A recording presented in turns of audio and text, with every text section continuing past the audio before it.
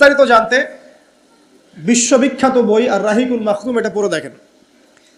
জীবন রাসূল সাল্লাল্লাহু আলাইহি ওয়াসাল্লামের পবিত্র জীবনের উপরে একটা সেরা বই আর রাহিকুল মাখতুম পড়ে দেখেন। তাকে প্রায় 15 বার হত্যা করার চেষ্টা করা হয়েছে এবং তাকে প্রায় 16টা গালি খেতে হয়েছে সারা জীবনে। কতগুলা? যার চরিত্রের মধ্যে যাররা পরিমাণ কোনো পঙ্কিলতা নাই, তাকে মানুষ 16টা গালি দিয়েছে। মানুষ বলেছে এই ব্যক্তি জাদুকর, সাহের, নাউজুবিল্লাহ। এই ব্যক্তি কাযযাব, নাউজুবিল্লাহ, মিথ্যাবাদী। মিথ্যাবাদী না, কাযযাব মানে মহামিথ্যাবাদী। কাযযাব মানে কি? মহামিথ্যাবাদী। তারপরে বলা হচ্ছে এই ব্যক্তি সাহের, জাদুকর। এই ব্যক্তি হচ্ছে মজনুন, পাগল। এগুলো মানুষ বলেছে, আইয়ামে জাহিলিয়াতের মানুষ। তো এই যে আবু জাহেল, আবু লাহাবরা যে কথাগুলো বলেছিল, আজকের এই সো কল্ড বাক স্বাধীনতার যুগে কিছু মানুষ এই কথা বলে না? বলে না? তো এরা কার উত্তরসূরি বুঝতে পারছেন? এই যে আবু লাহাব যে বলেছিল ও আলী জামাআতানা লিহাদা, সে বলেছিল আলী জামাআতানা লিহাদা। ওই পাহাড়ের নিচে দাঁড়িয়ে আবু লাহাব বলছিল। নবী সাল্লাল্লাহু আলাইহি ওয়াসাল্লাম বলছেন, তোমরা সবাই শুধু বলো কুলু লা ইলাহা ইল্লাল্লাহ তুফলিহুন। হে আমার চাচারা, কুরাইশ বংশের যারা আছেন আপনারা, ইয়া মাআশারাল কুরাইশ, আপনারা শুধু বলেন কুলু লা ইলাহা ইল্লাল্লাহ, খালি একবার বলেন যে লা ইলাহা ইল্লাল্লাহ তুফলিহুন, আপনারা সফল হয়ে যাবেন, আরব আজম উভয়ের রাজত্ব পাবেন। নবীজি বলছেন।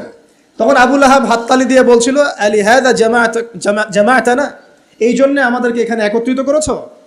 তখনই হাততালি দিয়ে পাথর নিয়ে রাসূল সাল্লাল্লাহু আলাইহি ওয়াসাল্লামের দিকে নিক্ষেপ করেছে।